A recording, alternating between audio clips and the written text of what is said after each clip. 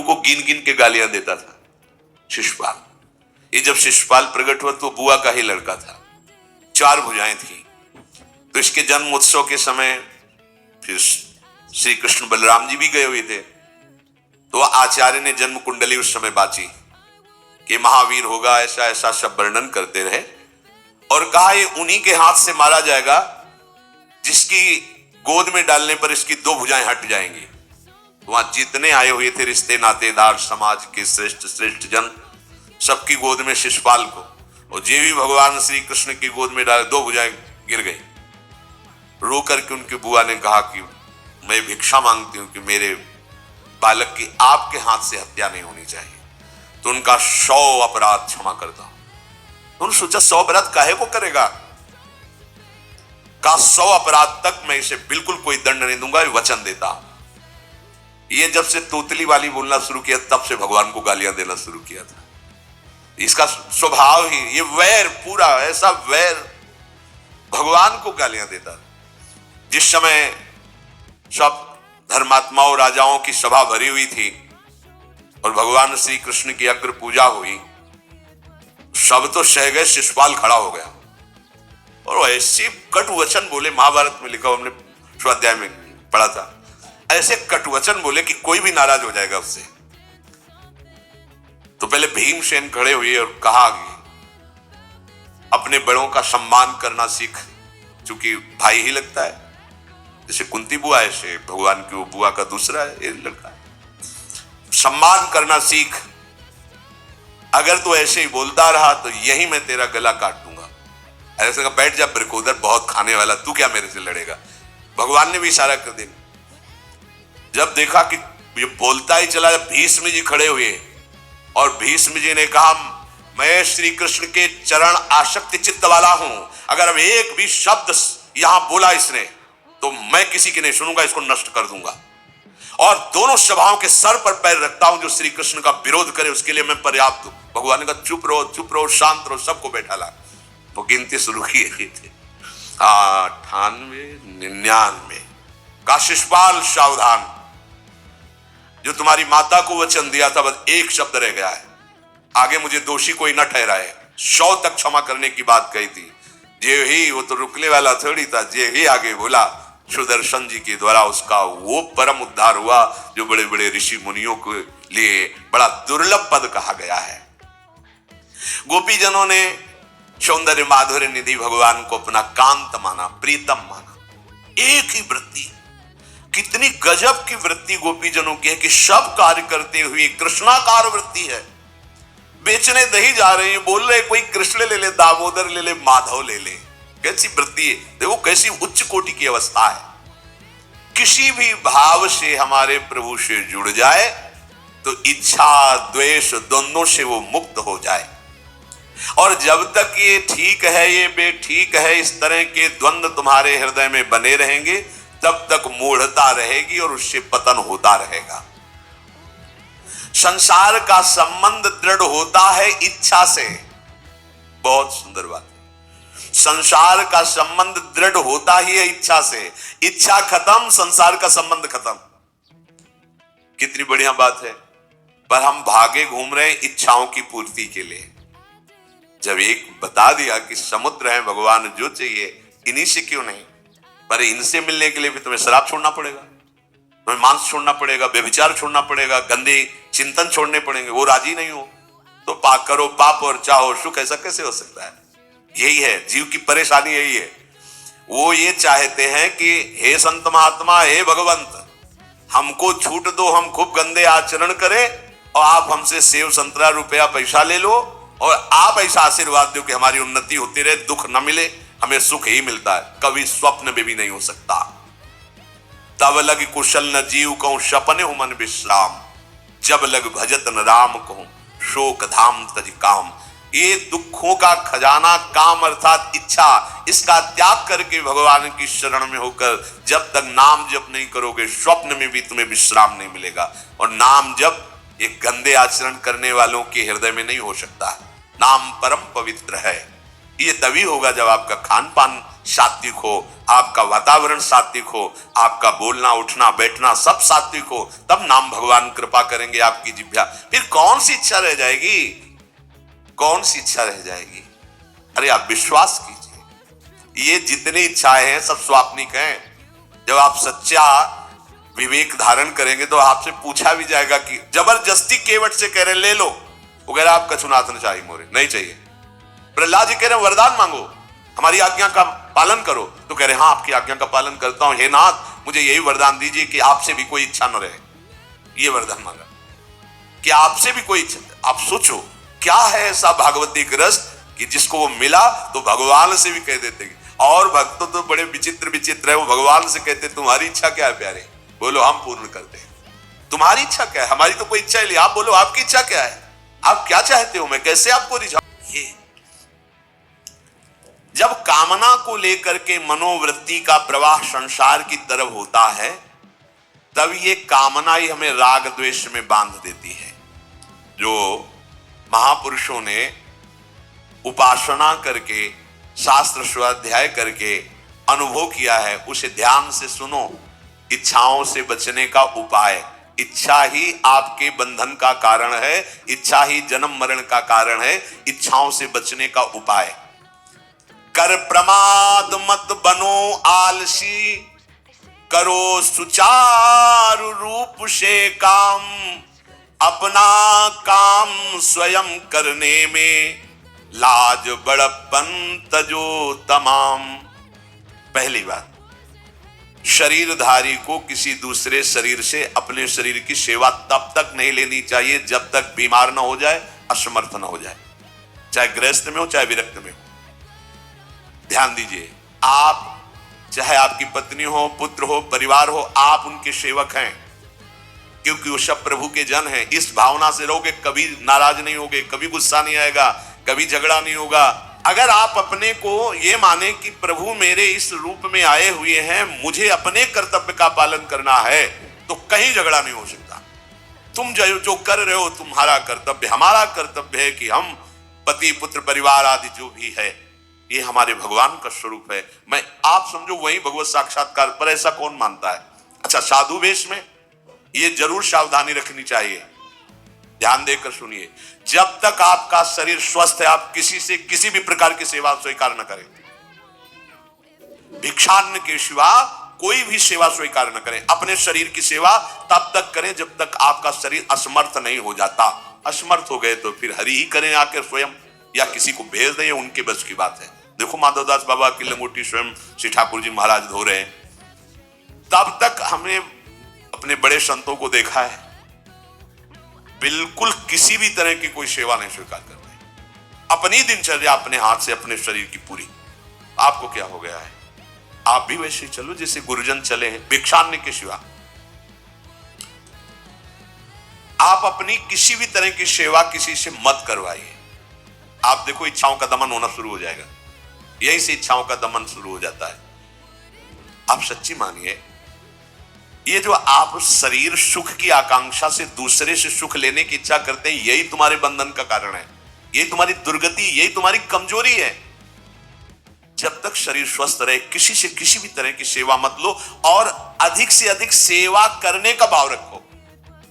सुधार, हमें सेवा करना है, सेवा लेना नहीं है। जब तक सेव्य का साक्षात्कार ना हो जाए या शरीर असमर्थ ना हो जाए, तब तक ये नियम दृढ़ रखना चाहिए। गुरुजनों को भी देखा, श्री जी की सेवा कर दो, रसोई के से बाहर शरीर सेवा में कभी भी, कभी धोखे से ऐसे वस्त्र आदि रह गए और महाराज जी ने धो के जल्दी से फैला दिया तो भी डांट लगी, ऐसा क्यों किया? नहीं रखे थे महाराज जी, हमने ऐसा कर नहीं, जब तक हम कहें नहीं तब तक नहीं। आज भी सरकार अपने ही हाथ से श्री जी को भोग लगा के ही, सब हैं पर वो अपने ही हाथ से 2 रोटी भोग बना के। देखो बुजुर्ग संतों को, बड़े महापुरुषों को हमने देखा है, अपने शरीर, जब तक शरीर में सामर्थ्य है तब तक, ये महापुरुषों का आदेश है, अपना काम स्वयं करने में लाज बड़प्पन तजो तमाम। अपना काम करने के लिए आप किसी को भी आदेश मत करें, किसी की भी सेवा स्वीकार न करें। हाँ, हमें भूख लगेगी तो रोटी मांग लेंगे जाकर के, क्या जरूरत है हमें किसी की सेवा स्वीकार करने की? मांगो, खाओ, खूब भजन करो, सत्संग करो, कम खर्चे वाला जीवन रखो। जरूरत क्या है? जो जरूरत है गली चलते दे देंगे भगवान, विश्वास करो, गली चलते दे देंगे। विरक्त गृहस्थ धर्म पूर्वक कमाओ, जितनी आवश्यकता प्रभु दे देंगे। ऐसा कोई त्रिभुवन में नहीं जिसकी आवश्यकता की पूर्ति ना होती हो। अनावश्यक तुम्हारी मांगे जो हैं वही तुम्हें दुख दे रही हैं। आवश्यक व्यवस्था सबको भगवान दिए हुए हैं, अनावश्यक मांग के लिए तुम्हें फिर फंसना होगा।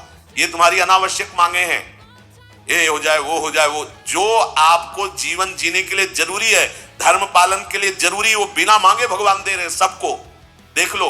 हाँ, आप कि भाई हमको उस परिकर में रहना है, उस कोर्ट से रहना है, वो सब वीआईपी, तो हमको भी उस कोर्ट का, ये मांगे हैं तुम्हारी। तुम्हारा प्रारब्ध जितना है उतना तुम्हें मिलेगा, जो आवश्यक है वो तुम्हें मिलेगा। अनावश्यक मांगे करोगे फंसोगे, अधर्म में कूदना पड़ेगा तुम्हें। हाथ पैर सब साधन प्रभु ने दिए, दया कर तुम्हें समान, फिर क्यों उनसे काम न लेते, क्यों रखते हो झूठी शान। तुम्हारी सेवा के लिए तुम्हारे पास हाथ है, तुम्हारे चरण है, तुम्हें बुद्धि दी है, दूसरे से क्यों सेवा स्वीकार करते हो? प्रभु ने दया करके उद्धार के लिए तुम्हारे पास पूरी सामग्री दे दी, उसका प्रयोग करो। तन मन दोनों का हित करता, निश्चय शारीरिक श्रम युक्त। देखो, ये है जिसने अपना परम मंगल ठाना है, वो शरीर को कभी प्रमाद में नहीं रखता, चाहे गृहस्थ हो चाहे विरक्त हो। ये आलस्य प्रमाद किसी के लिए भी ठीक नहीं है। नियत समय तक सो जाओ, इसके बाद खूब मेहनत करो, चाहे गृहस्थ हो चाहे विरक्त। विरक्त हो तो खूब नाम जप, वाणी पाठ, ब्रह्मचर्य से रहना, आसनों में बैठना, सेवा करना, शारीरिक श्रम। खूब सेवा करो, धाम की सेवा करो, नालियां साफ करो, गलियां साफ करो, जो सेवाएं में इससे श्रम करो। ब्रह्मचर्य पचाने के लिए श्रम भी तो होना चाहिए।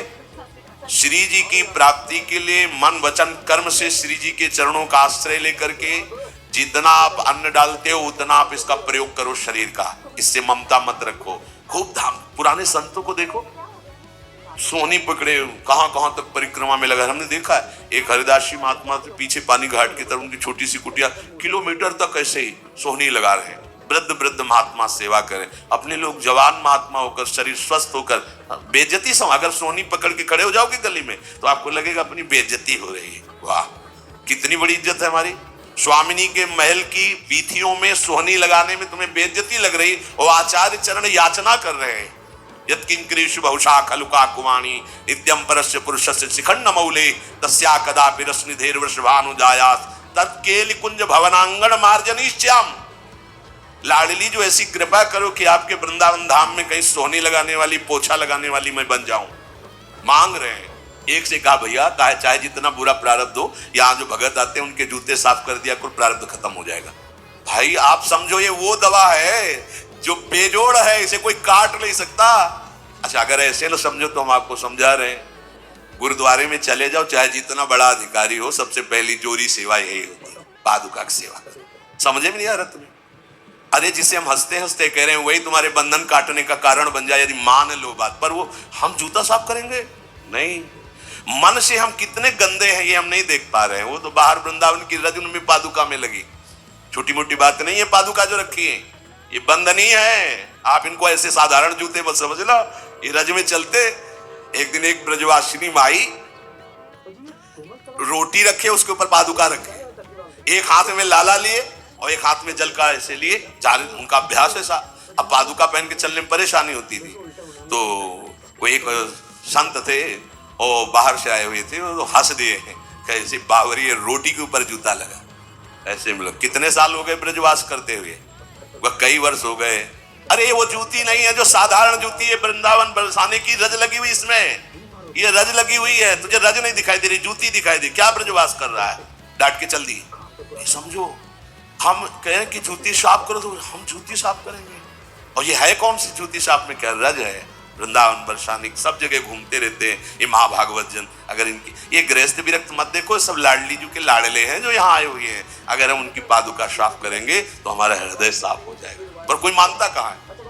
अपनी सेवा स्वयं करो और दूसरे की सेवा मिल जाए तो जैसे लोभी आदमी के सामने धन फेंक दे तो कैसे भागता है, ऐसे आपको होड़ लगनी चाहिए कि ये आदमी इतना न कर पाए जितना हम सेवा करें।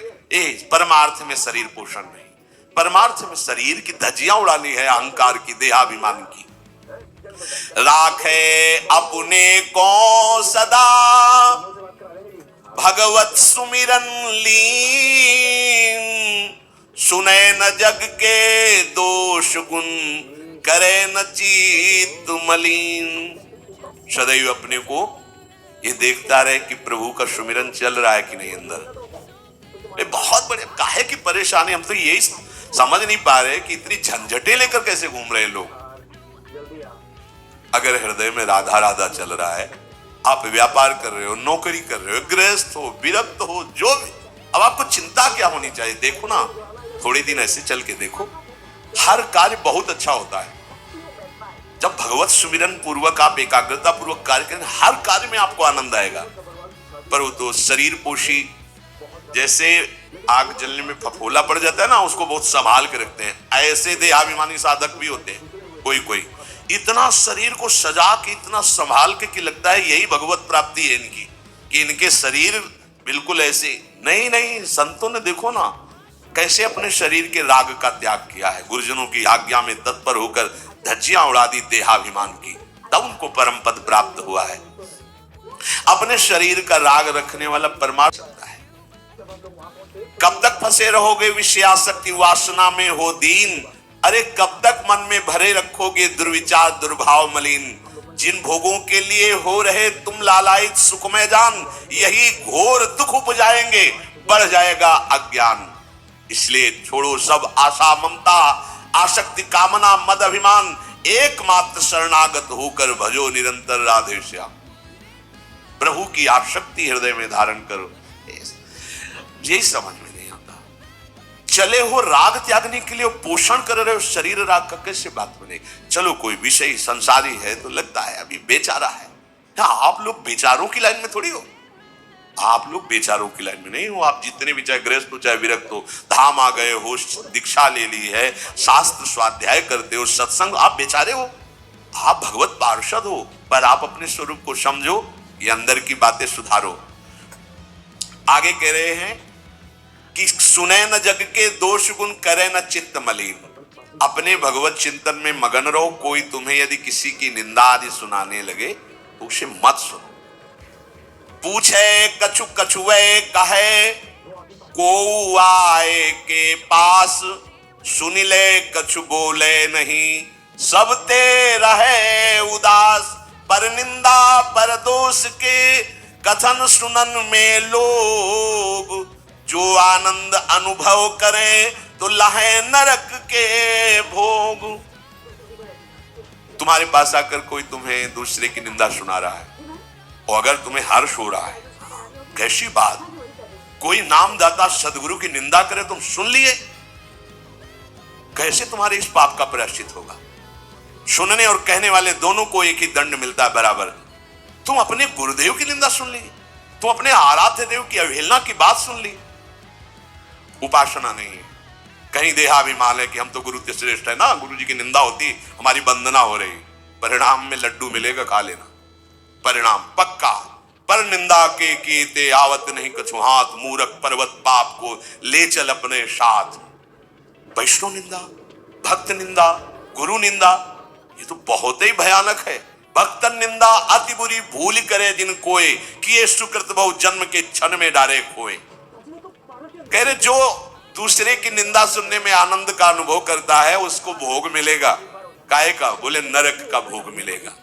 इसलिए जो तुम्हें ऐसी बातें सुनाने के लिए उत्साहित हो, उनसे उदासीन रहो, अर्थात उनसे कोई परिचय नहीं, कोई अपनापन नहीं। हाथ जोड़कर कह दे कि आज तो आप कृपा करके आ गए हो, आगे कृपा करके कभी मत आना।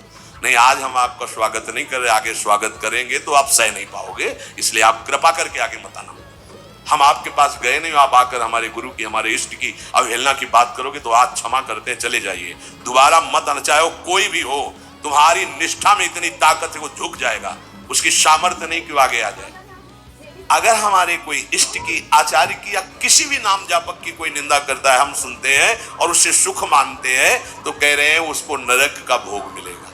नहीं, हमें जिस मार्ग में चलना है, हमें अपने आराध्य देव की प्रति प्रीति प्राप्त करनी है। और प्रीति प्राप्त होती, कोई भी रामकृष्ण हरि शिव बोले, सबके चरणों में हमारा नमन है, सबकी चरण धूल हमारे माथे पे। निंदा करना, अरे सब जगह भगवान है, ये बात देखने के लिए तो हम चले, हम निंदा स्तुति। अगर कोई हमारा मित्र बनता है, हमारा निज जन बनता है, और हमको हरि गुरु इष्ट आदि किसी भी तरह की कोई निंदा, हमें बिल्कुल बर्दाश्त नहीं करना चाहिए और दूरी बना लेनी चाहिए, कभी उससे संभाषण नहीं करना चाहिए।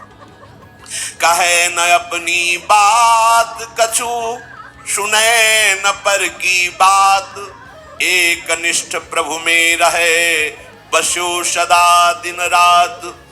अपने हृदय की भक्ति की बात सहसा किसी से ना कहे और ना किसी की बात सुने, क्योंकि हमें अपनी आचार्य निष्ठा, गुरु निष्ठा से चलना है। आप अपनी निष्ठा से चल रहे हो, हमारे काम की है नहीं, क्योंकि अब हम बदलने वाले हैं नहीं।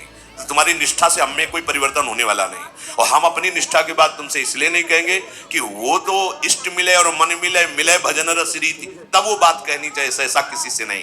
तो क्या करे, एक निष्ठ होकर अपने आराध्य देव में दिन रात लगा रहे।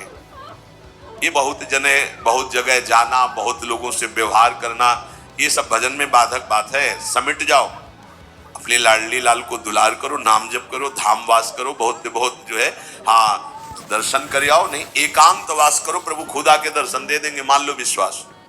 अगर आपका भजन ठीक चल रहा है, सही मार्ग चल रहे हो, तो दर्शन वाली बात ही हट जाएगी, क्योंकि फिर वो समा जाते हैं, हृदय में समा जाते हैं, नेत्रों में समा जाते हैं, मन में समा जाते हैं। आनंद की उमगन में कभी गए, आंख लड़ा ली प्रभु से, नहीं तो आंखों में ही बसे रहते। पी मूर्ति नैनन बसे, तेहि रस रहाय समाये।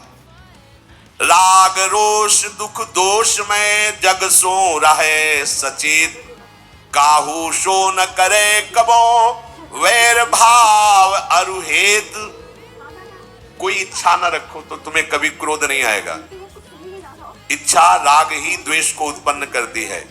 इन दोनों से सचेत रहो, ना किसी से तुम्हारा द्वेष होने पावे न राग। कभी किसी से किसी भी तरह अगर झगड़े का, लड़ाई का अवसर आता है तो हाथ जोड़कर निकल जाओ, झगड़ा मत करो। उससे ये होगा कि आपकी वृत्ति बच जाएगी, नहीं तो वृत्ति द्वेष पूर्वक बार बार उसका चिंतन करेगी जब भजन में बैठोगे, और उसके प्रति अशांति, जलन पैदा हो जाएगी। सब सो न्यारो होई रहे, पर खारो हु नहीं होए, सबकी सब कुछ सहे नीति, वो प्रभु को प्यारो होए। समझो बात, सबसे अलग रहो, किसी से अपना मन मत मिलाओ, केवल मन नाम से मिलाओ, प्रभु से मिलाओ, गुरुवाणी से मिलाओ। पर किसी का अपमान मत करो, किसी के लिए ऐसा कड़ुआ वचन मत बोलो कि उसके हृदय मंदिर में बैठे भगवान हैं, उसका हृदय दुखी हो जाए। सबकी सब कुछ सह लेता है जो कोई, वही प्रभु का प्यारा होता है। करे न जग चर्चा कबो, रहे सदा चुपचाप, रही इंकित निज भजय प्रभुता को सेवे आप। जो जगत की कभी भी चर्चा नहीं करता, मौन धारण करके केवल प्रभु के चिंतन में मगन रहता है, उसका भार प्रभु ले लेते हैं, उसकी सेवा आप स्वयं करते हैं। प्रभु किसी न किसी रूप में आके उनका भरण पोषण करते हैं। पै प्रभु के रस प्रेम की निर्मल गोपन बात, कहे न काहू सो कबो सहे सकल आघात। भजन में जो तुम्हें आनंद आ रहा है, जो तुम्हें स्वप्न में कोई अनुभूतियां हो रही या प्रकट में कोई अनुभूति हो रही, कभी भी किसी से भी वो बात ना कहे, क्योंकि ऐसा कहने से तुम्हारे भजन में विघ्न पड़ जाएगा। सारी की सारी बातें बचा लो। जैसे तुम गुप्त रूप से गलतियां करते हो, कभी नहीं बोलते हो, लेकिन कोई भी भागवती की अनुभूति छोटी सी भी होगी तो सभा में बोलने का मन होगा, क्योंकि उससे हमारी प्रशंसा होगी, अहंकार का पोषण होगा। बिल्कुल नहीं। भजन संबंधी कोई भी आनंद की बात, कोई भी भगवदानंद अनुभूति कभी किसी से न कहे, एकदम छुपा जाए। अगर कोई ऐसा कि हमने तो ऐसे लक्षण आप में देखे, हाँ नहीं ये तो ऐसे ही तुम्हें हंसुआ, हमारे अंदर ऐसा कुछ नहीं। कोई भी भागवतिक वृत्ति कहीं अपने में आरोपित करके प्रदर्शन का कार्य न कर दे।